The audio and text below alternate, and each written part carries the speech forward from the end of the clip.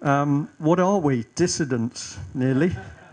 And I know that some of the guys who've come out of the military fairly recently, if they've started to pick up what we're all talking about, that is how the Ministry of Defence is labelling them. So if you come out of the military now and you dare to start questioning what it's all about, you're a dissident, and I think that's one step down from a domestic terrorist. So what we're saying is that we need to get the label back on the right people. And in my opinion, the domestic terrorists are in Westminster, and we need to actually keep pinning these little sound bites on these people. Yeah.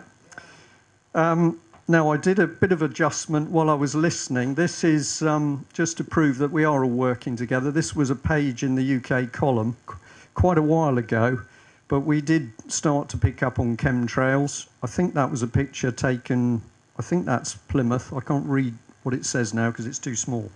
All I'll say is that from my military background, spent quite a lot of time at sea, particularly if you're near any of the aircraft carriers, especially the American ones, you see jets operating in a fantastic way. And when I saw the first aircraft going over my house, where there was a trail from one horizon to another horizon, and I took the dogs for a walk, and when I came back 2 hours later, that trail was still there, I was amazed, because it obviously was not a condensation trail. So for me, it's just obvious that these things are not normal. I can also tell you that recently we've had contact from an airline pilot. I won't say which airline he's involved with, but he phoned us up, said he'd been following what we were talking about and would like to meet us. And eventually when he did, he lives out of the country, but when he made one of the trips back to UK, he came down to Plymouth and came and had a chat with Mike and myself, and one of the things he was talking about was the trails, and he said it's very obvious to me because I can be up at altitude watching them or seeing them or watching them being formed. But what he started to do was to put some facts about how it works in the aviation industry. And one of the things he's pointing out is that there are now standard additives in jet fuel. They're anti-static agents, so supposedly they are helping reduce the possibility of sort of spark ignited fire, particularly when they're refueling and things. And there is some background to this, but he gave us a couple of aviation fuel specification sheets where you can read about these additives, and clearly some of these additives are producing some of the trails, but he is also fully of the opinion that there are other aircraft out there that are spraying. But he says you daren't mention it within the company, and he said some of the pilots who've shown a bit of interest in what's going on were very quickly told, forget it, otherwise you won't be working with us much longer. So this pilot, who I think is going to give us more information, but is talking about a fear culture within the airlines over people who know what's going on. The other thing I'll say is that it's also obvious to me, I'm just going to say from a professional point of view, that you see aircraft that are clearly on a commercial flight path. So that's one problem, but then you'll see these multiple aircraft, many of them at very low altitude, 8 or 10,000 feet, and they are clearly not commercial because they're not fuel efficient at those low altitudes. So my opinion is this is real and it's going on. You need to get to grips with it. Are you saying they're actually creating chemtrails at 8 or 10,000 feet? Absolutely, yeah. Well, that's absolute proof that they are chemtrails because they can't... Because they're too low for condensation trails, yeah. If you want to get a bit technical, you have to do a bit of trigonometry. If you buy a cheap telescopic sight for an air rifle, and you can work it out on a piece of paper, but you take an assessment of the length of the aircraft, 110, 120 feet, and then you do a little bit of trigonometry. So you just need to be able to measure the angle that you're observing the aircraft, and you can calculate the height reasonably accurately. That's how they used to do it in the Second World War. I'm not that old. And this is the other thing that was mentioned, OSCE, and this is a document that I nearly fell off my perch when I found it on the internet, because all it says is common purpose. But this, if you just put in OSCE common purpose, you'll get it on Google. And if you read about it, they're talking about creating the security of the European Union from the Urals to the Atlantic. And they're talking about meetings to do with all sorts of semi-security type things throughout Europe, where very strange people are meeting to discuss it. So this thing is real, and there is absolutely a common purpose. But if you look at the way, it's just a brief comment on this, but if you look at the way we're now seeing geoengineering utilising airspace, the same thing is starting to go on with control of the oceans. So these big geoengineering projects require world government ultimately. So I just thought I'd put that up. Okay. Well, a little bit of blatant advertising of the UK column. I just want to say that for a long time we've been trying to do this business of pin on the perpetrators of what needs to be pinned. They're traitors. It doesn't matter what party they're from, Gordon Brown as it was then, and a very young Cameron and Clegg. But these people are working together. They are working to a common purpose. Of course, a common purpose is actually a crime if you look it up in a law dictionary. And they're betraying the country. But we know that they're having their strings pulled. And I think it was the Mirror a few days ago actually just said, well, Cameron's a liar and he's a deceiver. And I liked that language. I was very impressed. And then it went on to say, but of course, he's only a front for the banksters. And I was fascinated by that because obviously that was a mainstream paper picking up on the type of language that's going around in the alternative press. Banker, gangster. So I think that we're having a much bigger effect than we think we are. And I won't betray too much, but Patrick said to me just now that he'd been in a particular bar up in London where there were people who we will call mainstream. I only wear a suit because it's a sort of uniform. I know that if I keep my suit on, some people believe me, some don't, but I'm winning more than I'm losing. But he said that he was amongst suits, and they are now talking about reading our material and his material and other material. So it's good, isn't it? Right, now what I just wanted to do, and this is why I'm going to keep it quite loose, so I'm happy to drift around, but for me the biggest thing is this concept that we're being attacked, the subversion process. And this is the book that I first got this from. It was written by a guy called Christopher Story, who unfortunately is no longer with us. Many people are suspicious of his death. But whether it was suspicious or not, we don't know. But in the front of the book was a table. This is a similar table that I've got on screen. But essentially what it was talking about was the means by which society was going to be attacked. And so, for instance, it talked about in religion, false religions, spiritual desert, emptiness and ignorance, law and order, legislated, imposed, inconsistent, unwarranted bias in favour of the offender, victimisation of the victim. Now, what I've got on screen here is actually an early version. So the one I'm reading in the book is about 1985. This one here is from the 1970s, and it's very simplistic. I know there's a couple of spelling mistakes in it, but basically it's a demoralisation plan, 15 to 20 years.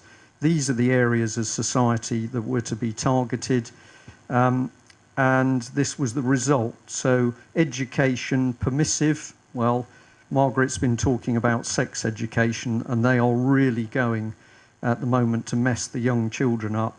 But you wanted people to come out of the education system who were ignorant. And why do you want that? Because, of course, if they're ignorant, they can be easily controlled. A culture, false heroes. Does Beckham come to mind? Just as an example. Sits in the box with the Queen, I think, at Wimbledon. False heroes and role models, addictive fads. And this is mass sports, actually. So I always find it now very creepy when I see these big, was it the Marathon of the Northeast or something? Or you see thousands of people all with their little pink ribbons or their little rubber armbands on. This is created, it's to get people thinking in a hive mentality. And of course, when you see it in a table like this starts to get you into the mindset of the people who are devious and evil enough to start to think about what they can do to mess us up. This is always a key one, family, break them up. If you break up the family, the state claims the children. And that is absolutely what's going on, and I'm going to talk a bit about that a bit. Health, junk food. And what do you want? Enfeebled masses, people who are not fit. If you watch an old black and white film, doesn't matter how corny the film is, if you watch it, American film, British film, the thing that always sticks to me now is you see people who are slim. They're all slim, you know, they look basically healthy and slim, and that's not the case now. You're going to take people off the land, you're going to urbanize, and you're going to cause trouble, all right, victimization. But the first bit is demoralize. And you can see it really in people's faces. I'm going to watch your faces pretty carefully now. I won't look at anybody. But if you look at people on the streets, and when I was sort of driving along trying to find the pub this morning, you know, you look out the window and just people look downtrodden. They look unhappy and sad. And people have put this in as a plan. This is the next stage, destabilization. So first of all, you get in and you demoralize people. And then when you've dragged them down so they haven't got much fighting capacity, then you're going to really get in amongst it. Yeah? Destruction of bargaining, grassroots, isolation, multi-nations. I can't remember what that is, but it'll come to me in a minute. But basically, you're locking nation states into these very complex partnerships and arrangements. So the country doesn't operate on its own. It can only operate with the French, or it can only operate with NATO, or it can only operate with the European Union. And I think that we are now into this stage. And this, remember, this was put together in the 1970s, Big Brother. That's what appeared, and by an amazing coincidence, we had Big Brother popped up on TV. And I'm told by psychiatrists and psychologists that a lot of Big Brother, particularly when you're, not that I watch it at all, but if you're sat there watching people sleep, you're actually destroying your mind. It's designed to destroy your mind. And it's heading towards this crisis. And this is where you're talking about revolution. And the normalization, this doesn't mean that things go back to normal. If you put it in a communist, a Soviet, or a corporate fascist sense, normalization is when the state is fully in control. So this book for me, which I've mentioned before, this was the book when I was reading it with a cup of tea one day and I thought, my God, this is happening. And maybe it was a bit easier for me because this is military psychological warfare the guy's talking about. The rest of the book's very complex political analysis about the Germans and the Soviet Union. And I'll just say, if you believe that the Berlin Wall came down, it absolutely didn't. It absolutely didn't. The only thing that formed our opinion on that is what we saw in the mass media. The wall physically fell, but the doctrine and the politics that was behind that wall not only stayed behind the wall, it then migrated across. And maybe I need to do a presentation talking about that.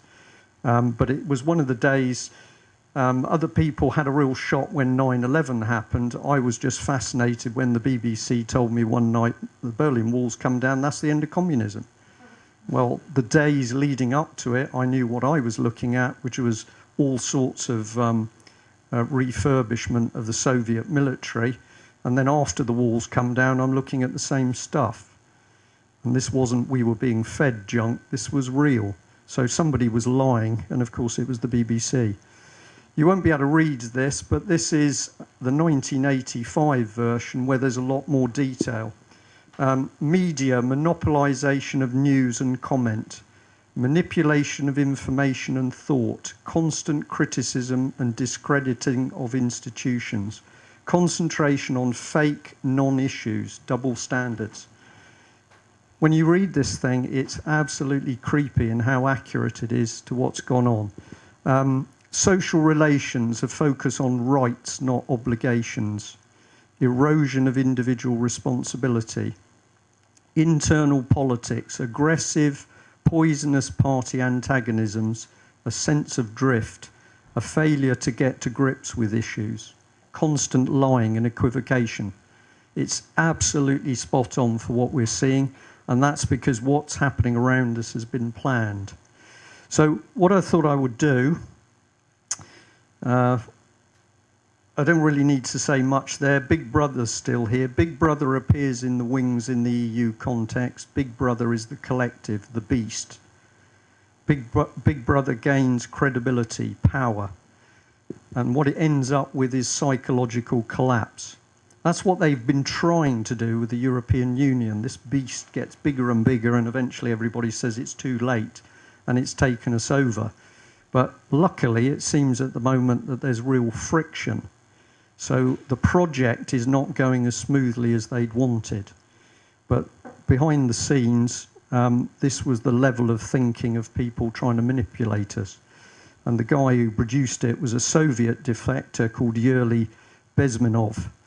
And what was he seeing? Was he seeing this as the New World Order, or was he seeing it part of CIA, or was he seeing it part of some other plot? I don't know. But I just say that when you read it, it's very accurate on what we're seeing.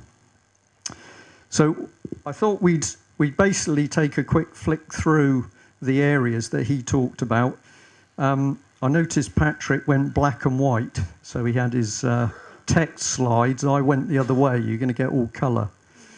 But I thought I'd just pick each one of these and just have a brief chat about it. And at the end, I just wanted to get a bit of free discussion going. This is religion. And the significance, does anybody know who this man is? Right, this is Nicky Gumbel. And this is the man that is the big man of the Alpha course. And if you look at churches across the country, you'll see a man struggling with a question mark over his shoulder. And they're all running this man's course. It's based not on the Bible, it's based on his little green book. And he's given huge rallies with most of the European Commission there. And here he is with this man that many people think is a war criminal. And Tony Blair was his guest at the Royal Albert Hall in London when Alpha Course had a huge rally to celebrate how many churches they've penetrated. I think this man's a political agent. I don't think he's Christian. I think he's a Satanist. This man is definitely a Satanist.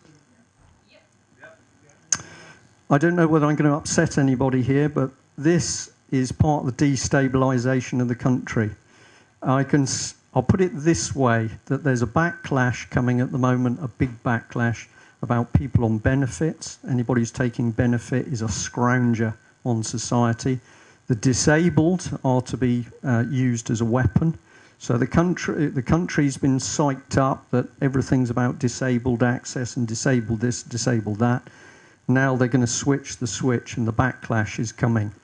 And the gays have been used. That's what I'm going to say. The gays have absolutely been used to be brought into the establishment, and particularly within the church, to help destabilise the church. If I offend anybody, I'm happy to discuss it afterwards. But these people are going to be sacrificed.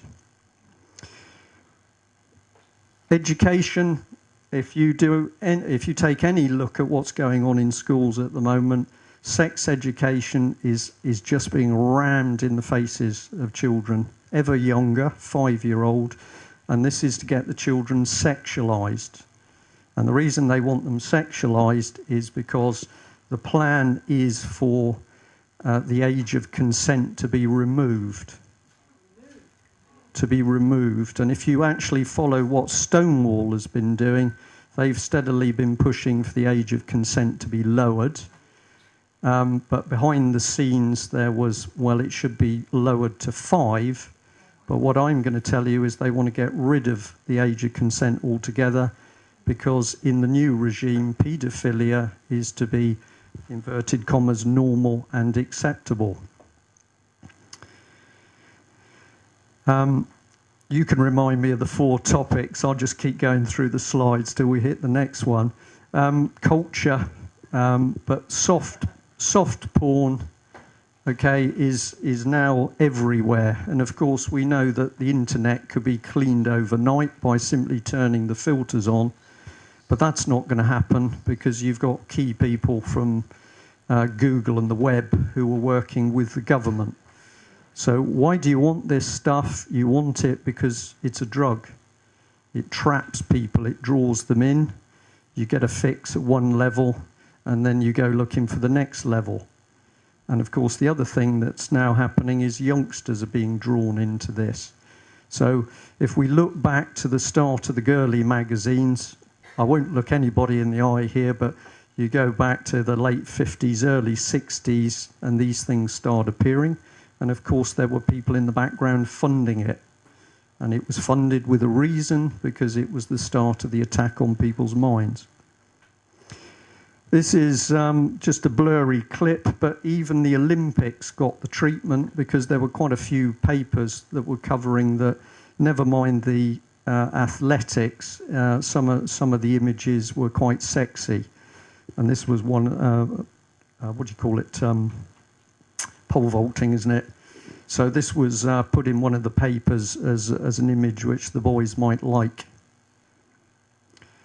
And when you follow it through, it's pretty easy to see who's there, who's in the smelly pile. And Tony Blair is one of my favourites, and he said here, Tony Blair has defended Labour's decision to take money from pornography publisher Richard Desmond, but admits he would love to stop having to raise party funds. So there's the diversionary argument, not is it right or wrong that you use soft porn to help fund the Labour Party. He detracts it by saying, well, we'd like to not run on donations at all. So I'm going to say to you, these people know absolutely what they're doing. There's no ifs or buts. You can just track it through. And well, here we are, Jimmy Savile. Now, I think we got to give credit to David Icke on this one, because David Icke was saying years ago that this man was very dangerous, and so was Bill Maloney from Pie and Mash Films. If you haven't watched any of Bill's films, the one to watch is Sun, Sea and Satan, where he's talking about what was going on in Jersey. I'm going to say to you there's going to be a lot more coming out from Bill and other people who are now digging into this subject. But this man can't have done what he was doing without help from other people. So if you watch at the moment, there's a sense of drift coming into the press. It's all about Jimmy Savile, Jimmy Savile. Well, Jimmy Savile couldn't take on the keys of Broadmoor without somebody agreeing that he was going to get those keys. So the issue is partly Jimmy Savile. He's dead. The real issue is, who was Jimmy Savile providing children for? And I'm going to say to you tonight, with some knowledge and people who have real knowledge, that this man is the centre of children being provided to all sorts of people, including politicians. So my prediction is you're going to see a massive attempt to blur the investigation over this guy. This lady is very interesting, Esther Ranson. She's been sort of caught in the, well, she's rabbit in the headlights, because at one stage she was saying, well, yes, this culture went on, and we were stopped from saying anything.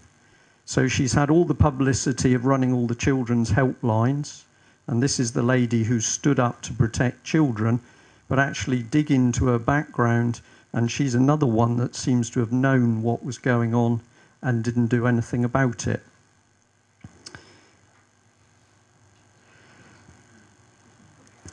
And good old Harriet's been speaking out. She's been calling for an independent inquiry. And she says the BBC inquiries into revelations of child abuse by Jim'll Fix It presenter will not be robust enough. Well, that's pretty outspoken, isn't it?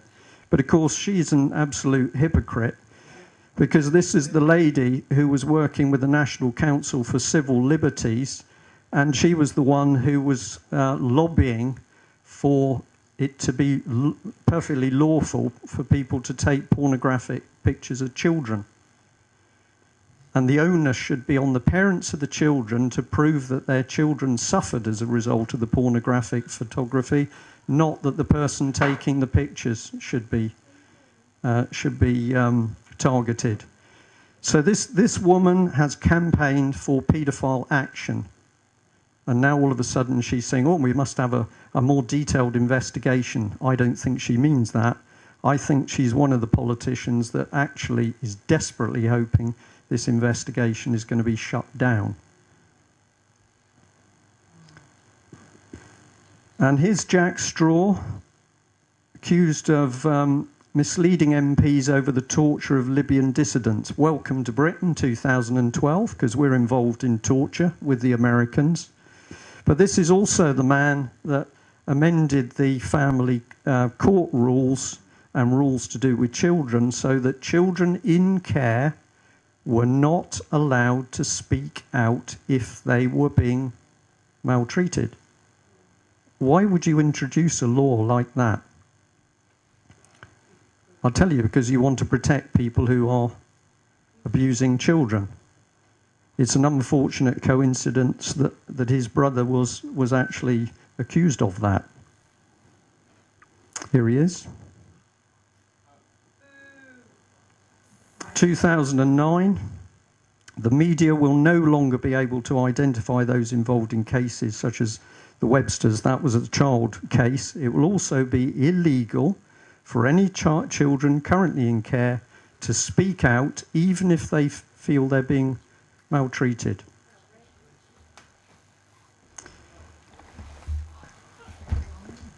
Actually, so who's this lovely lady? Yeah, Janet Street Porter. And she's very interesting because she's also been speaking out about Jimmy Savile. And I should have a little audio clip here. Let's see whether it Janet Street Porter, what do you make of the way the BBC's handled this?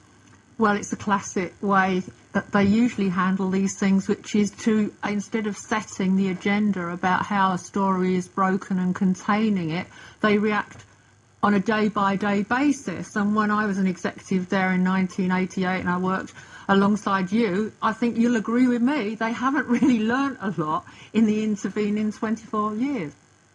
Doesn't it show... Sorry to interrupt, Steve. I just want to say one thing, that Chris Patton and George Entwistle say they want to slim down the top layers of the BBC. Well, here we've got a classic reason why they should as soon as possible. And Mark Thompson said the same thing when he was DJ. Because all these labyrinthine systems of reporting, here we have a scandal that can't be contained because the flow of information is so complex. Well, except that they say actually it isn't that complex. Right, did you get what that woman said? Well, she is saying that the trouble with the BBC is they're a shambles because they haven't been able to control the agenda and contain the Jimmy Savile.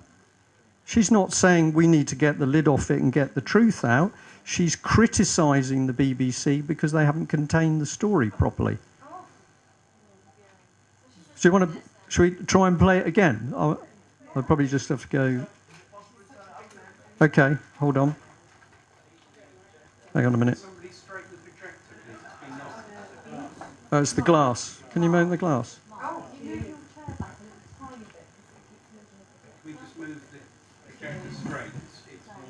Oh, yeah. Okay. That's it. Okay, that's good. All right, I'll try and play this again. Janet Street Porter, what do you make of the way the BBC's handled this? Well, it's a classic way that they usually handle these things, which is to, instead of setting the agenda about how a story is broken and containing it, they react on a day-by-day basis. And when I was an executive there in 1988 and I worked alongside you, I think you'll agree with me, they haven't really learnt a lot in the intervening 24 years.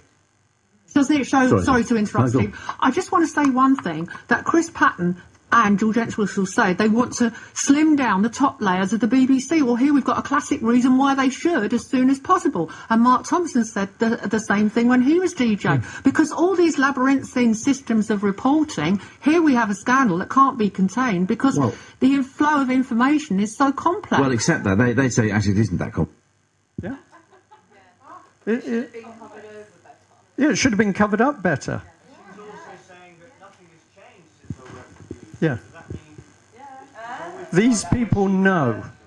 Well, I'd give my opinion. My opinion is that the BBC has not only been riddled with this stuff, but basically the BBC has been helping to peddle the agenda which is taking us towards making paedophilia acceptable. Right? That's where I think the BBC's been going. So I might as well add at this point, I feel that now is the time for people to really focus on the BBC, and why should we pay our TV licences to an organisation that is promoting paedophilia? especially if it's in block capital letters? Absolutely. Well, this is artwork in Ilfracombe in Devon, and it's Damien Hirst, who's had previous statues before. This is huge. It's about 40 foot high. So on one side, the woman has got all her skin on, but this side, she's flayed. So baby's in the womb, and you're seeing muscle and tissue. And that has been a... Pardon? I'm sorry, what is that all about? Right. If you read... I may be able to find it for you in the book. Hold on, I'll see if I can find it with my glasses. I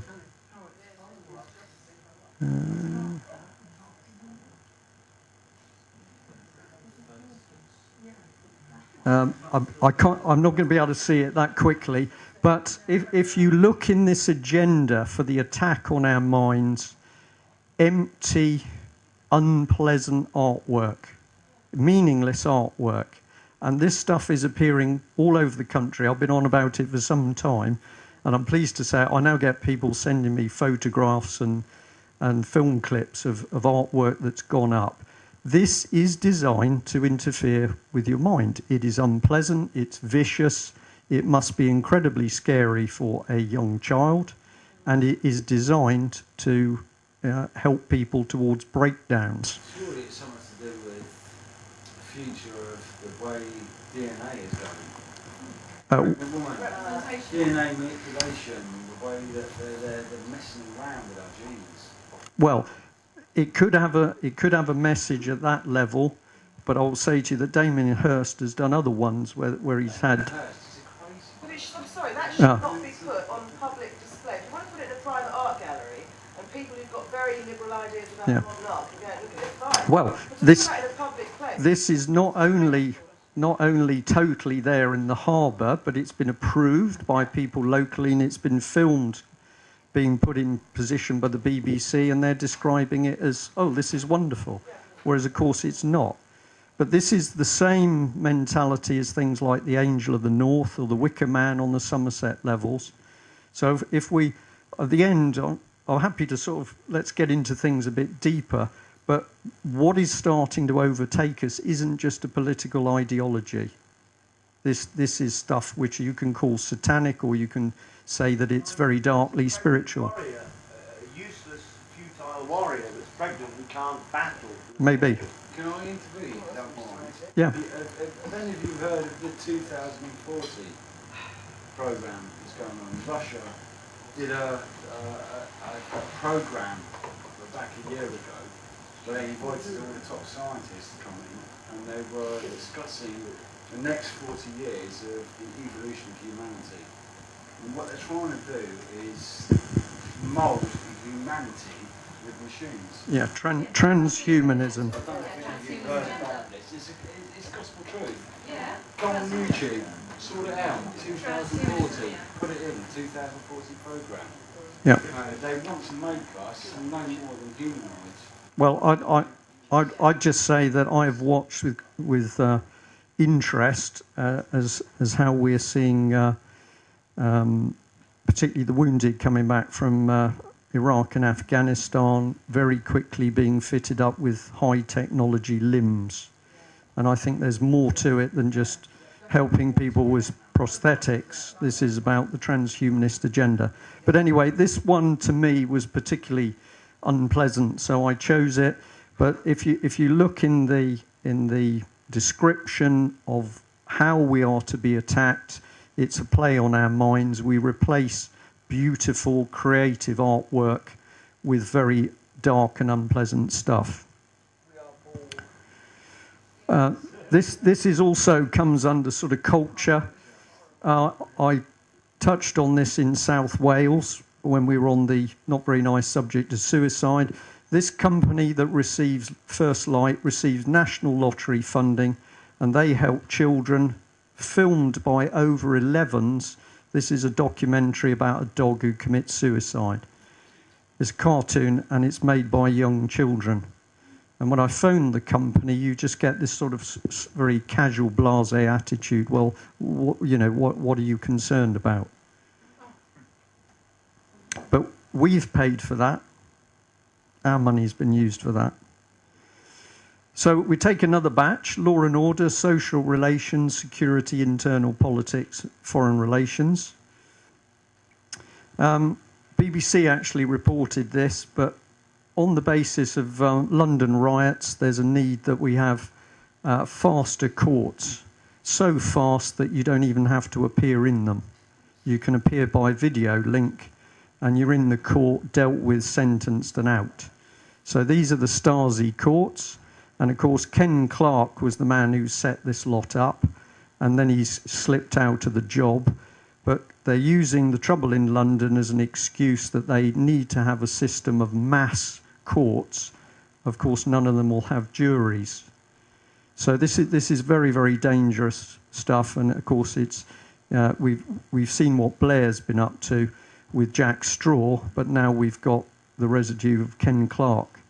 So you get in these courts, there is no jury. Just put up a photograph of the courts of misjustice, injustice, whatever it is. We could have a big discussion about that building, but if you've ever been to any cases up there, you just get a feeling that it's one big building of corruption. Here's the trouble on the London streets that we've seen. So just bear in mind what that table was talking about. It was starting to talk about breakdown and conflict, and now we've started to see that happen. And we've also got the police now acting unusually.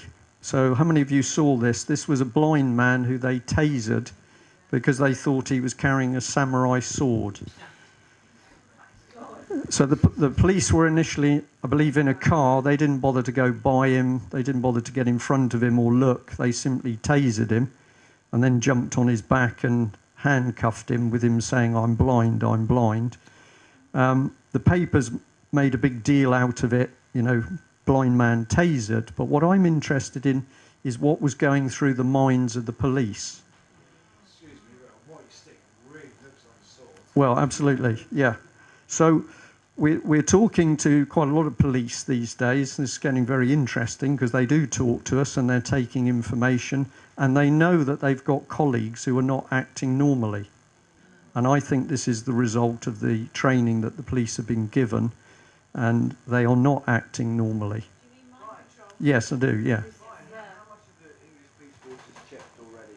Do you know? I don't know, but what I would say, if we come in positive, I do want to be positive by the end of this, but the police that are talking to us, if I go 2 years ago, they were very cautious in what they'd say. Now police are saying, we're watching colleagues, we've got colleagues who are not acting normally, we've got training courses coming up we don't like the look of, we're worried about this.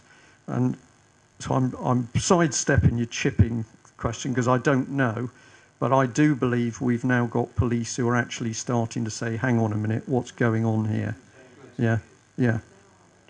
But, in my opinion, for supposedly trained people to taser somebody like that, they're not thinking properly. There's something else going on. Defence, well, something close to my heart. I know that lots of things I believed in the old days not true, but if you just watch, the national defence capability is being eroded and stripped away, and that's to lock us into these partnerships that this book was talking about. So Cameron hadn't even been elected, and the manoeuvring in the background was to lock us into a 50-year partnership with the French, very reliable allies over many hundreds of years. And of course, the is got rid of our aircraft carrier capability. Now, we know that something very interesting that happened is that after the decision was made to take the carrier out of service, they had teams on board within a matter, well, it was within two weeks, 10 days, who absolutely destroyed all of the computer systems and the main cabling. So if you wanted to make sure this ship was never going to be used again, no possibility of putting it in mothballs, the teams wrecked it electronically. And they did exactly the same with the maritime patrol aircraft, the Nimrods up in Kinloss. In fact, they had the teams to destroy the simulators actually at the gate the morning the decision was made to scrap the aircraft, but the team were at the gate before the decision had been announced publicly. And they went in and destroyed all the simulators, which meant that there was no way the Nimrods could be saved. And then, of course, like,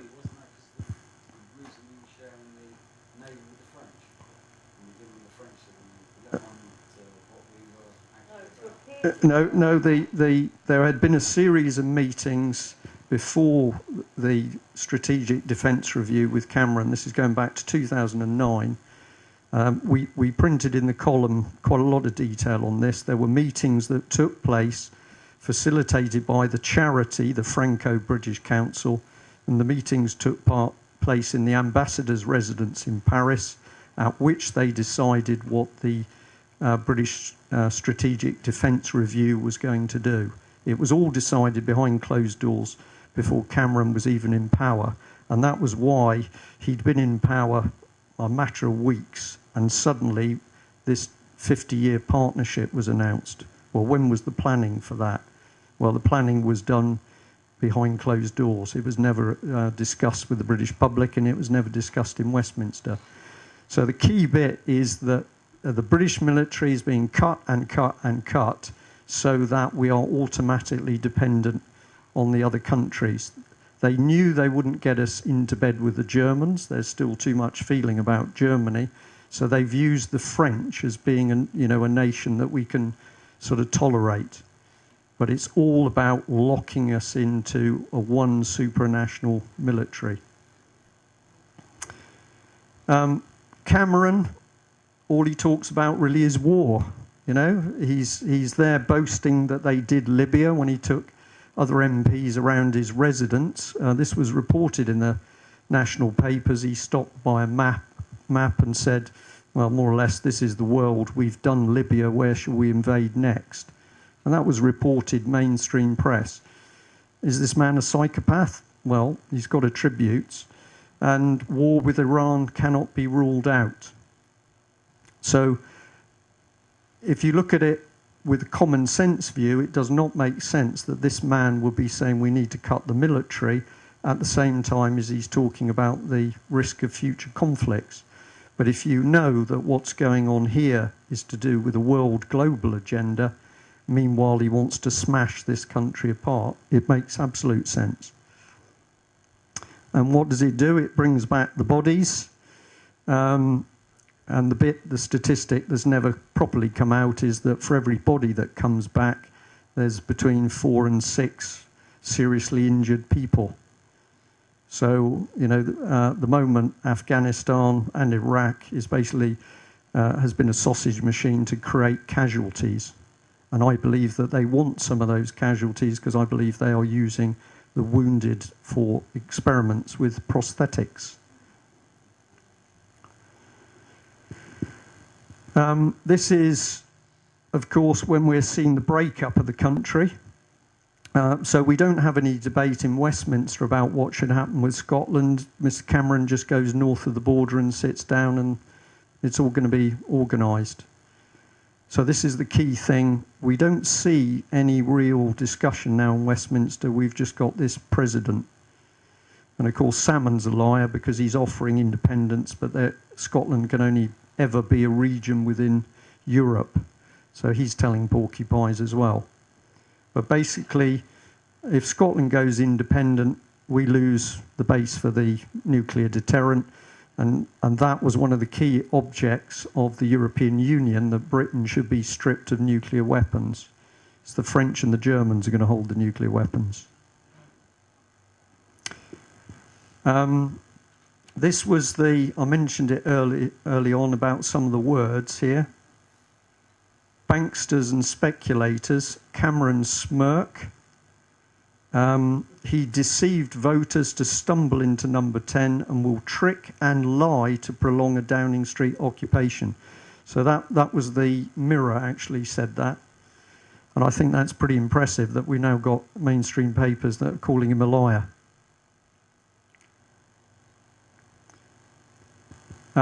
Leveson inquiry. A lot of people have forgotten about it. We did a front page leading article on Leveson in the column, because we basically said the whole thing's a sham. So it was set up with the help of Common Purpose and the Media Standards Trust. They called for the inquiry. They set up the Hacked Off campaign. And then, of course, David Bell, who was chair of trustees with Common Purpose, and also chairman of the Media Standards Trust, is selected by Leveson to run the panel. So what's going on here is the real start of the state close down of the media, but at the same time, Cameron simply withholds the emails he doesn't want the public to see. So we've already got the elite in position, and it's quite clear that the aim is to get fairly draconian controls over the mainstream media. Hence, as Patrick and the other speakers have said, we need to make sure that we keep the alternative media not only there, but growing as fast as possible. There's the happy couple. I think she got a payoff for 7 million, so she didn't disappear in a car crash. They've obviously decided to buy her off or buy her silence. And this man, of course, had to speak up. This is, do you know who this is? This is Chris Bryant MP. It's very interesting. He was a vicar at one stage. He worked for the BBC at one stage. He's Common Purpose through and through. But he was a victim of phone hacking.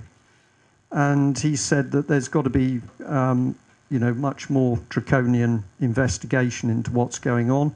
So this is the man that the media puts forward that we should pay attention to, and this is really how the UK column sees him, because this was him advertising on a gay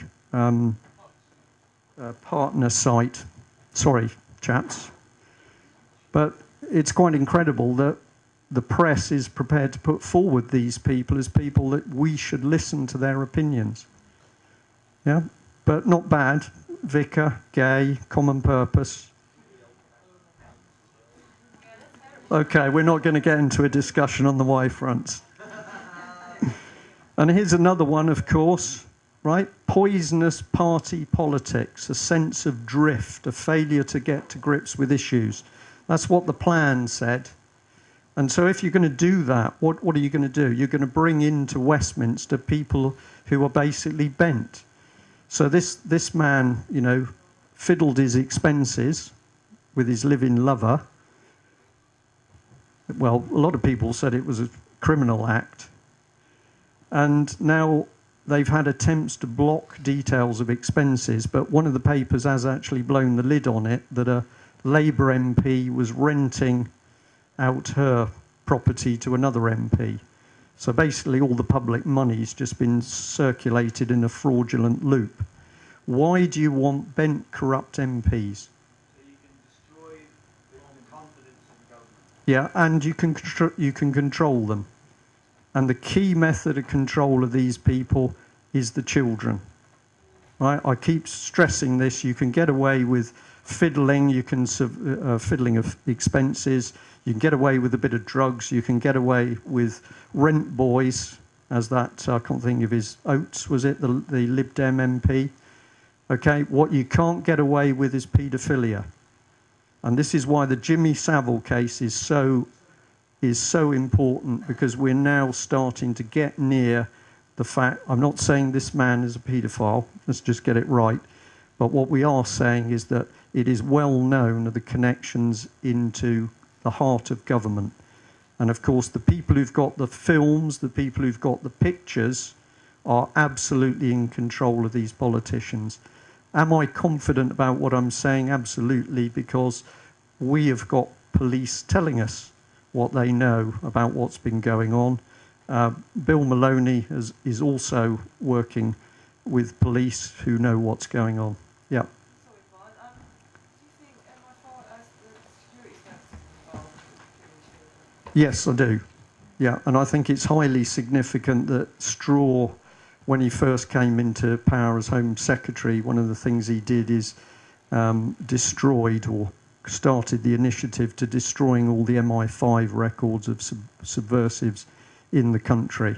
So I believe that, just as we might say with the CIA, I think our British security services are rotten.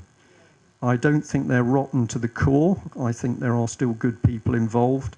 But like the police, we've got a bit of a battle going on as to which side is actually going to win. If you'd spoken to me 3 years ago, I was quite depressed because it seemed that the baddies were making most progress. But in the last 9 months, certainly the last 6 months, you just get a feeling that something's turned. I think there's a lot of police out there now who have had a belly full of watching criminals at high level, politicians get away with it, and they're now saying we're going to stop it. And I think it's very significant that Andrew Mitchell, the guy on his bike who called the police plebs, he's lost his job. Now, how did that happen? Why did he lose his job? Well, no, I'm looking for a different answer. He lost his job because of the publicity. If you analyse what did the damage, it was the fact that the story came out publicly and then the truth just put the squeeze on him, and eventually it's got rid of him. And the reason I wanted to flag that up is because if we talk about what we can do to stop what's happening, it comes back to the truth and exposure. And also making sure that you know the person you're going for. So it wasn't an unknown person who'd sworn at the police. This was a known man. His face appeared in the papers. Bang, they have to get rid of him. So there's a lesson to be learnt for us. Yeah. Suggest that perhaps people here would consider taking sending, not taking because you'll all be on camera, UK columns. I've got 2 ready in big white envelopes to send to every police station in Bournemouth. And I'm also going to staple the Tony Farrell, Nick Collinswood DVD onto one corner so it doesn't get lost in the envelope, so that every police station in Bournemouth gets one of those DVDs. Okay, I think it's a brilliant idea. Let me come on to that at the end. I just want to whip through these slides, but I absolutely want to go where what you were talking about. Okay. So this is Dominic Strauss-Kahn, so one of the top men in the international monetary system. So he was accused of rape of a maid in a New York hotel. But in this amazing Guardian article, they're pointing out that he's been basically saying, well, men of a certain status, i.e. his sort of status, need to have these parties. And of course, he later went on to be exposed of having parties with prostitutes in France. But he's quite calmly saying, well, you know, this is the way we are. We sort of need these things. And he then goes on to boast that actually it's a bit Eyes Wide Shut. Now, how many of you have seen the film Eyes Wide Shut? If you haven't, you can watch it on... It's very explicit, particularly if it's the European version. But you can see it on YouTube in clips. But basically, it's starring Tom Cruise here. but it's showing basically what is going on amongst the elite and the type of parties they're having. And it's a mixture between Satanism, well, it's Satanism with orgies. But it's very interesting that Mr. Khan feels cocky enough to say, well, this is the sort of thing we do. Yeah? He's confident. And I think this is one of the advantages that we're getting at the moment. The other side is getting too powerful, they're getting too cocky, and it's going to be their downfall. On the subject of cockiness, here's Charlie Boy. And of course, we've got a man who says he should be Prince of Europe, Prince of Darkness, Dark Prince of Europe. And he's been writing and lobbying, but we're not allowed to know what he's talking about. And they've said that the Attorney General, Mr. Grieve, has said that they're not going to release 27 letters because it could damage the prince's ability to perform his duties as king. To which I say, well, if he's written a letter which is going to damage his performance as a king, we need to know about it. Yeah? Absolutely. But of course, the thing's being covered up. So now we've... Pardon? What could he be saying? Well, I don't know. We could talk to his butler, because he'd probably tell us what he's been up to. I'm not sure where this is going to go. Okay. Cameron, you know, who is running the country? We've picked up on this, bit of a sensitive subject, but David Cameron's on record as saying that his loyalty to Israel is unshakable. And I find this a fascinating comment, because if his loyalty to Israel is unshakable, where's his loyalty to this country? And I don't mind whether it was, you know, North Korea. He could be loyal to North Korea. The important thing is that he's telling us that his primary loyalty is not to this country. Yeah? And he's said this very clearly. Hang on a second, Mark. So basically, when you analyse it and you start to see British MPs of all three parties destroying the country, it does start to make complete sense. We think these people are British. I don't think Cameron's British. Well, I don't know what he is. Cameron said, and the day he got back from India, he actually said on the 6 o'clock news, and it was never shown again, and I think it was a missed thing that they put it on. He said, these were his exact words, the people will have to get used to the new world order. And then he said, I am proud to be able to trace my ancestry back to the Ashkenazis, the Zionists. Yeah, well, I'm going to say I don't know, but I think it's a reasonable question. Is this man working for us, the British, in the broadest sense, or is he working for somebody else? I don't know. He is the fourth cousin twice removed of the Queen of England. That's a genealogical record fact. And that doesn't do him any favours, does it? So I just put another slide in. Here he is working away, you know, with Mr. Rumpy Bumpy. An EU referendum well, it's not going to be an EU referendum by Christmas. He's talking about an EU referendum in the middle of the next Parliament when the Tories are re-elected. So again, everything is politics out of our hands. It's virtually the dictatorship. Sorry, shall I go back? Family, health, race, population. Now this is getting quite interesting. Other nations are now flagging up that their children are being taken away by Britain. And this was a story that broke over the Slovakian government speaking out very strongly, saying, why are British social services taking our children? Well, we come on to that. This was a demonstration in Rome, and this is the Italians saying, why is the British government taking our children? 1 in 100 patients to be put on a death list. Wow. How much, you know, I mean, how much more in your face could you get it? We're now heading towards the euthanasia program. We're not going to be looking after the frailest and weakest people in society. We're going to be putting people on death lists. And a man sent me an email and he says, I suppose it will be the death vans next. Yeah, pick them up from home and they never arrive at the other end.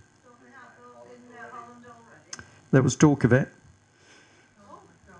This is, I keep my eyes very high here. This is in feeble masses and the diet.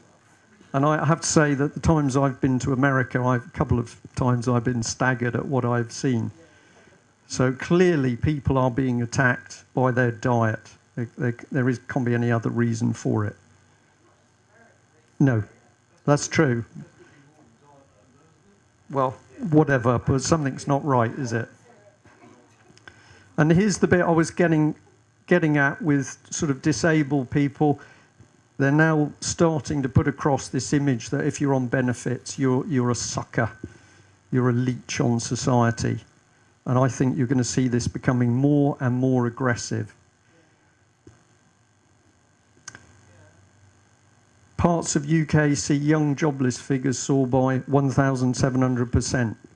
So in Spain at the moment, amongst young people, 50% unemployment, not being mentioned really at all on BBC. But the problem's also starting in this country, and we've recently pointed out in UK Column Live that they're lying over the jobless figures in this country because part-time jobs are being counted as jobs.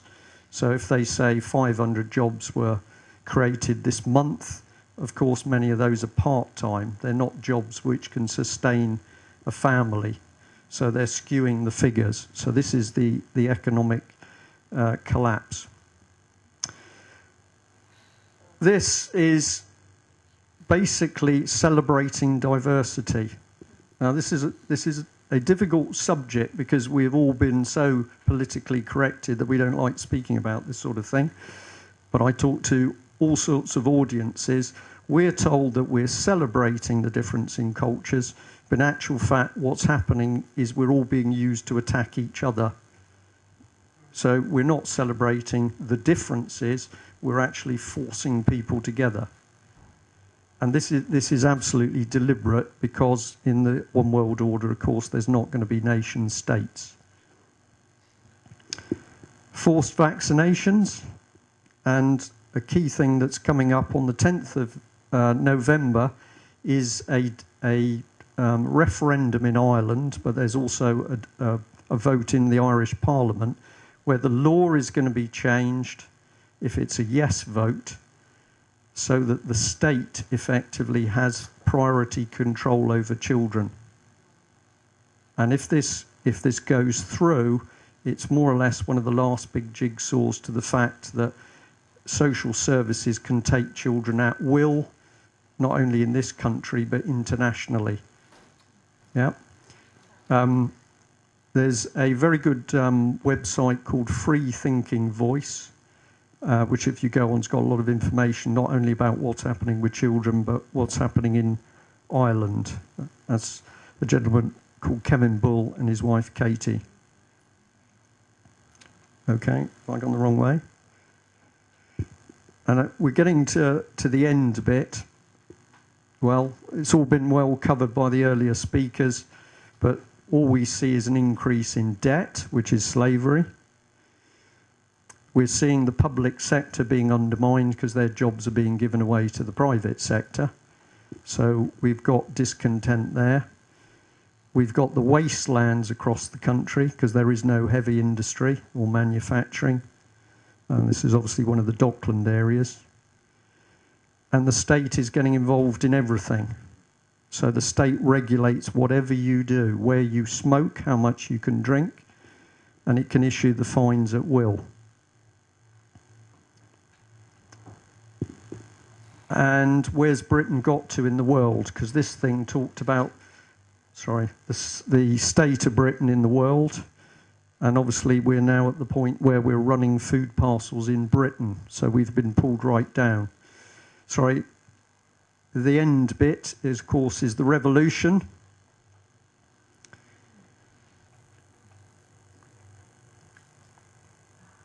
And this is what they would like, is the state. Now, I'm going to say I don't think they're going to achieve it, okay? But I've got a couple of bits here. This is not being shown on British TV. It's a film clip about trouble in Spain. And if you haven't seen any of this stuff, it's worth watching because the police are out of control.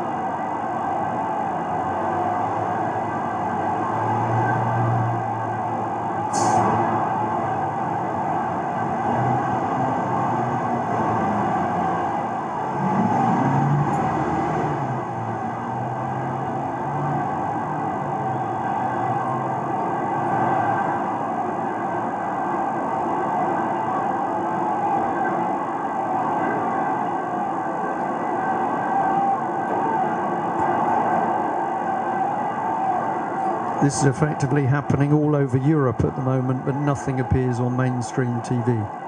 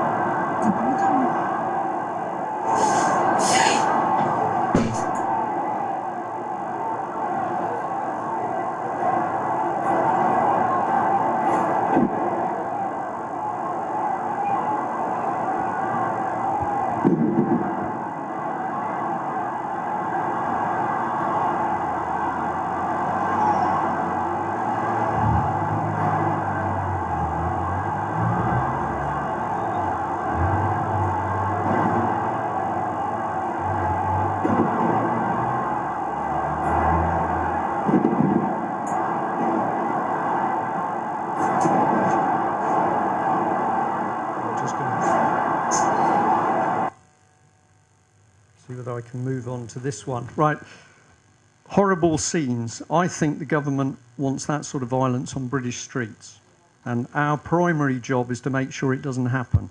This is absolutely critical.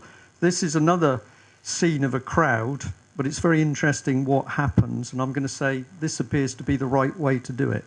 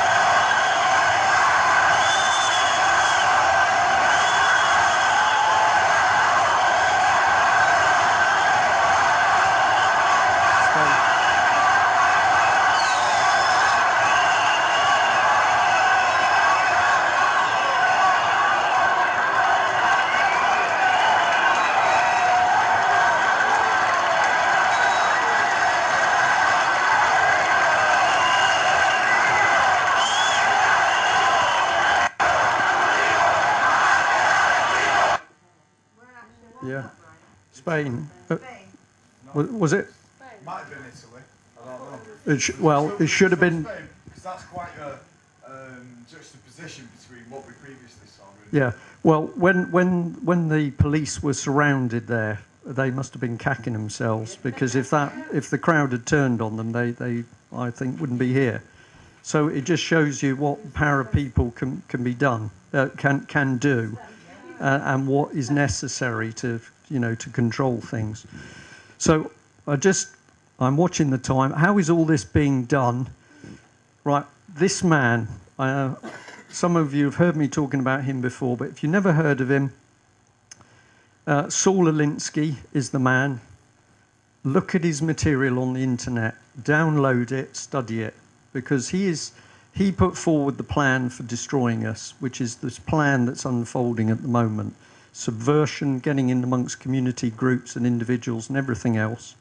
But if you read his way of doing things, we can absolutely do what he says back to the other side. And one of the things he says is personalise the issue. So we've got people at the moment not happy with the NHS. It's not worth anything talking about the NHS. You've got to go for the minister responsible. You've got to go for the head people in the NHS. Their pictures have got to appear. Their names have got to appear. They have got to come to the forefront. It's very clever stuff when you read it. He's written it in a dark way, but you can pick off this stuff and say, we can do the same thing. So Margaret there talking about sending the papers. Papers do get sent out to a whole host of people, including police and politicians and everything else. But we know that where people have picked up the phone to complain in numbers, so there's been some of the mums who've been picked up with the police in Merseyside, when a name will come to me in a minute, when she was arrested, and we tracked down where she was. We found where she was about midnight, and basically when the policeman took this lady in her cup of tea in the morning, he said, "Bloody hell, love, you've got a lot of friends." There'd been so many phone calls that they'd shut down the call centre at 2 o'clock in the morning or 2:30, and that meant the chief constable was called out of his bed, right? So Maureen Spalak was the lady, sorry Maureen. So basically just people making a peaceful phone call. We had another mother called Elaine, north of the border in Scotland, has been assaulted and bullied and harassed, was getting very scared. We did an interview with her in the UK column live, and we then put that interview up on the internet, and at the end of it put a little clip saying, if you're not happy with what's happened to this lady, ring this man, the chief constable, right?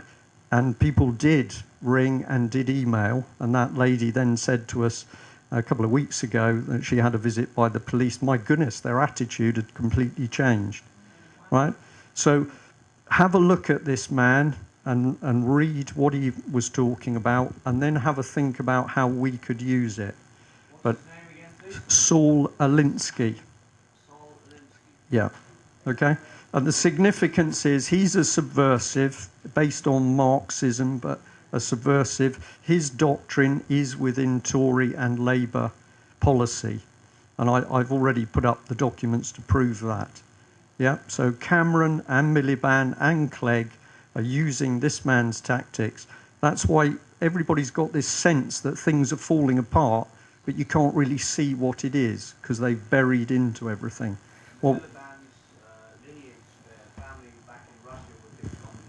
well, and their father was an editor of a dictionary of Marxist thought, and he was one of the two guys that started Demos. Right. Yep, so the Miliband brothers in my book are Marxists. Well, I mean, are they really Marxists at heart? I mean, No. you take on the mantle of they're communitarian. They're communitarian. you take on the video. When you get to that level, it doesn't matter. Just get in there. Yeah. Just get in there and fleece the public, get the taxpayers' money. That's where the big cash cow is. As long as the world order agenda is achieved, are they really communist, Marxist, whatever, you know? Well, communitarian is the best one, because it's a sort of, yeah, it's a mixture of communism, fascism, and corporatism. Yeah. And it's not communism. You can see that it's more fascist in the way they're using the big companies. May I say, I agree with Alan Watt when he says at the local level it's going to be communists run by fascists at the top. Yep. Around the world. Bad boys. I've shown this clip before, but it seems to be working well. This is a man called Dominic Campbell. He originally worked in local government, but he now says he's the work director at Future Gov, and the industry is government and military, and he's into change management. And this is his number 2, Carrie Bishop. This is her website. I haven't fiddled around with it. She says she's a nosy Parker, interested in social change and trainers. Okay? Now, what's the significance of these two? Listen to what this man talks about. I'm going to do that very uncool TED thing of saying this is really exciting for me to do this. You don't often hear that at the beginning of TED videos, but I think you should a bit more. So I'm going to talk to you about some of the work that we do. My name's Dominic Campbell. I run a small firm called FutureGov, and I'm lucky enough to work with a small gang of cool people who are really interested in how we can use technology and the web to transform government and politics. This is my personal story. This is where I started 9 years ago. Very, very classic local government story. That's Barnet Town Hall in North London. Doesn't look like the hotbed of innovation and disruption. So this is also me. The other side of my life is my web obsession, and in particular Twitter. And the last two slides are really the foundation of my career and the foundation of FutureGov, and also me being lucky enough to be part of this movement that's now often called Gov 2.0, Government 2.0, building on how do you transform the web government using Web 2.0 technologies. So Twitter has been pretty fundamental to why I'm here tonight in so many ways, which I can't really go into because there's so many of them, but it's fascinating just from a personal journey how disruptive to my life this disruptive technology has been to actually take me out of being in the back office of a town hall in North London to suddenly being here 3 years later is phenomenal. What is the kind of culture that we're all striving for? What is the new world that we're pushing for? So I think that we're at a point now where you're either with us or you're against us. Or are we actually going to transform government into something entirely different? I think the really crucial thing is that we're pushing from two sides. So on the one hand, we need to be disrupting from the inside of government.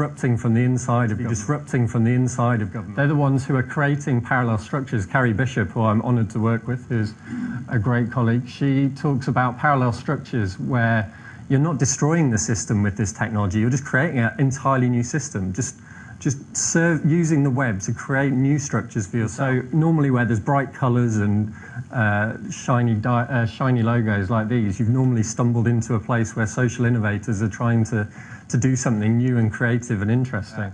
And all I will say to finish is just to encourage you to join us now as a militant optimist, get on the web, get creative and get going. So thank you very much. Right. That guy's a change agent. And he's telling you what they're doing, disrupting from the inside. And that's why nothing works. NHS, hospitals have trouble. They've got people like this in, deliberately disrupting and destabilising. Because if you've got a big organisation, particularly something as big as the NHS, and you want to change it, you want to privatise it, you've got to shake it so that nobody knows what's going on. And he's telling you, you're either with us or you're against us. He's talking about militant, he's talking about disrupting from the inside. And once you see these people, it's obvious what's going on. And we flagged up, of course, Julia Middleton, Chief Executive of Common Purpose, because her team are change agents. Yeah, the people who are Common Purpose trained, these are the change agents and disruptors. And of course, she's been organising inside deals with Francis Maud. Yeah? So, right, basically David Bell, the man linked back to the Leveson inquiry, sat in a meeting where he was organising for his charity to train the top 200 civil servants. And when we've asked for the documents, this man who boasts transparency doesn't want to give them to us because, of course, the moment you've got those documents, you can see exactly what disruption is going on. You won't see much of this, but that was a double-page spread in a copy of the column, which we're going to sort of blow up. But we're showing, here's Cameron, here's Maud, here's Julia Middleton, Gus O'Donnell, as was head of the civil service. This is Jeff Mulgan of Demos. So that's a Marxist organisation. And these people working together with this man, Oliver Willier, a Frenchman, and he's an expert in behavioural change and manipulation.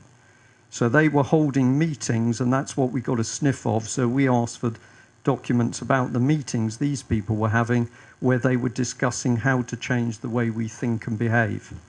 Right? So the disruptors disrupt, and these people are working on how they play around with our minds. Keep calm and carry on, of course. And I'm just rushing on here. Right, we've got to get rid of these people. And that's what I wanted to focus on, because a lot of the talk is about what's there. It's all nasty, the economic system's collapsing, we got the contrails there doing stuff with the water supply. What can we do? Well, I think the first thing we've got to do is concentrate on this country, right? We can't help the Americans directly. The Americans are going to sort America out. We need to concentrate on this country. And we apply a bit of Agenda 21, which is what's the motto from Agenda 21? Think globally, act locally, right? So what we need to do is Saul Alinsky, but within our local communities. If you can explain to people in your hospital why they're having such a problem, then we start to take the hospital back. A lady came in to see me last week, said that she'd been sort of following what I've been doing for several years, quite a few actually, and I said to her, well, what do you think? And she said, well, as far as I'm concerned, Plymouth is now run by these people. And she said, I know where the money's gone. She'd worked for the Inland Revenue. She said, I know where the money's gone.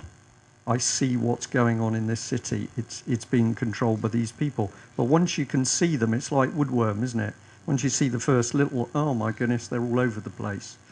So what we've got to do is personalise it. If you've got an area of government that's not going right, we need to be talking about the minister concerned, the NHS official. Yeah, personalise it.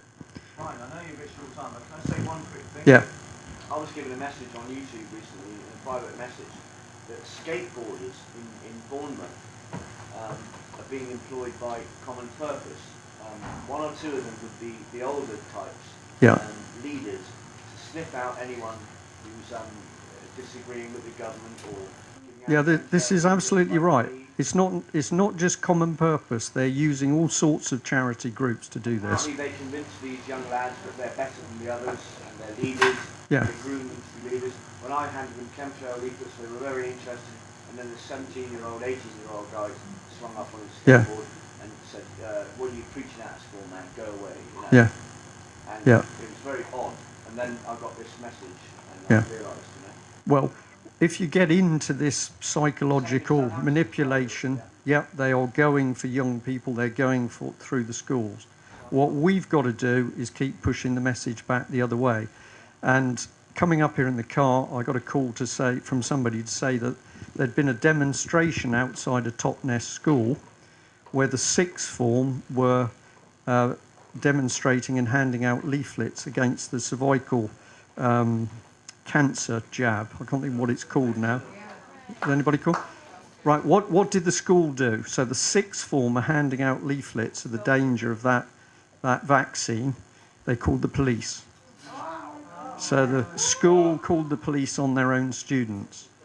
So what we're going to do is be talking to a few people in Totnes to see whether we can get more leaflets out. But doesn't that tell you something wonderful that 17-year-olds are now... Well, there's that. Yeah, well, there's that as well. But this is where the good news is. Don't know whether you know about this one, but this was painted in a London street, and of course there's been big complaints about it as being anti-Semitic. The interesting thing is that it's pretty accurate, isn't it? We've discussed money supply. So we don't need to actually ask too many questions about bankers, but is this correct, what's being shown? And of course the second talk we had was on the money supply and the monopoly board, and here it is. Yeah, but people are waking up, so it's obvious. Okay, now this was the latest UK column. I still can't tell you the name of this gentleman. I do know who he is. But this man stood up single-handedly to report what was going on in a school, Oxford and Cherwell Valley College. And he was reporting confirming horrific physical and sexual abuse of students. They were white and the perpetrators were white. And what we've been told by students is this man lost his job. He was then victimised and bullied and harassed. And all sorts of things have gone on around him. Now, we decided to put him on the front page because something interesting is happening in Oxford. The police have been arresting a lot of men as paedophiles, Asians, and they are not touching any of the people that the students are naming around this school. So they're picking up the Asian paedophiles, but they're not touching the white paedophiles. And here we've got an Asian gentleman is the Good Samaritan because he stood up to defend the other children. And what happens? He gets victimised. Why? Because the government wants violence. And they are determined to get violence. Black and white, Christian, Muslim, Chinese, it doesn't matter what division they can create, they want the violence. So if you come back to that rioting on the streets, If they achieve the rioting on the streets, we lose, all right? If we can keep everything peaceful and you keep the knowledge flowing through, we win. And I am really encouraged by the police. I mean, I'm going to finish on the police, because the police are not only taking information from us and we know other groups, but they give us a certain amount of information, and it's obvious that more of them are paying attention to what we're talking about. We need the police, because the police in their hands have got the power to clean up Parliament. And I know it's only a small thing with Andrew Mitchell, but the police took him on. They didn't back down over what he said to them, and ultimately he lost. And I think that's a really, good thing for the police to have done. Are there bad guys out there? Absolutely, off their heads. But the police have got to sort them out. Yeah? I had a conversation with a policeman for about an hour the other day about chemtrails and about how Britain is a corporation, and I just went to town, half the lot. I had a proper talk to him. He listened to everything. He was really open to it. He even said about how he felt about how they were trying to push guns on them and how he would step down from his position if that was the case, because he would not morally be comfortable with taking guns on. He was waking up, and he was really interested in everything I had to say, and he was going to email me for more information. So if you stop and talk to them, they listen and they're open, and if you genuinely approach them on a human, a compassionate level, and meet that truth in them, they will wake up. And we can, like you said. And this is so effective, because actually they're always trained to deal with hostility. Watch out for the person who's being aggressive to you, and if you're not aggressive to them, they don't know how to deal with it. And also you're talking to them as a human being, right? Right, good news. I think there is a phenomenal change at the moment. Patrick, I can just about see there under the light. I know you also feel it, and we've correct me if I'm wrong, other speakers, but basically John and Patrick, you're sensing the same thing. Ian Crane is sensing it. Ike is sensing it. Something is changing. Yeah. Yeah, and we've got to keep pushing. And I'm going to say, I'm looking at all of you here, and what a brilliant event, okay? You've got to do something from here on. Now, I know some of you have travelled tonight, but if you're local, can I suggest you meet, say you're going to meet once a month, and just start to do your own thing, and it will grow. Yeah, but don't just walk away that it's been entertaining and you've picked up information. You need to do something. Yeah, I did a WI hall with 17 people as the first one. Ian Crane, I think, said he had 8 or something like that.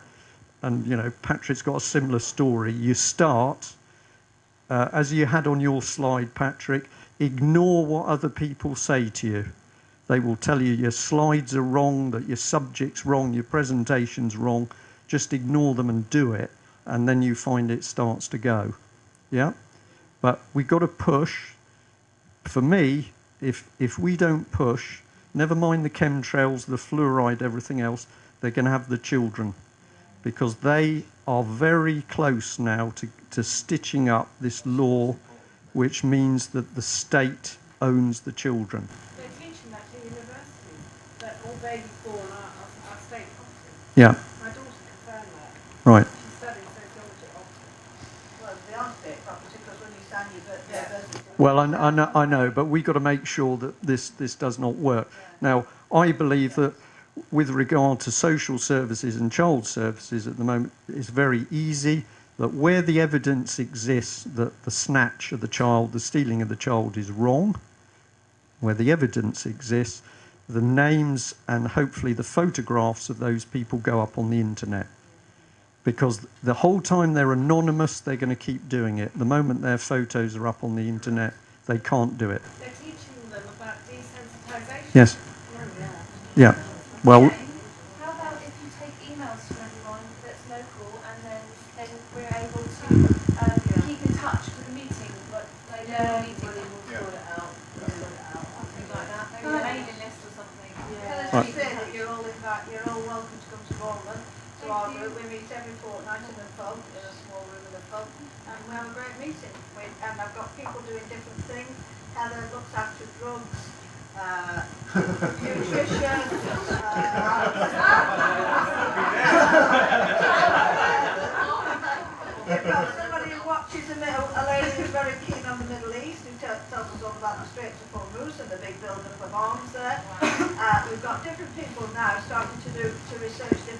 I said, so it's really great. Okay. It's a very interesting evening, isn't it, folks? Right, I'm just going to end on the note that if you ask me what this is about, it's a battle. The battle's between good and evil. It's spiritual. We could have another session on that, but it's absolutely spiritual.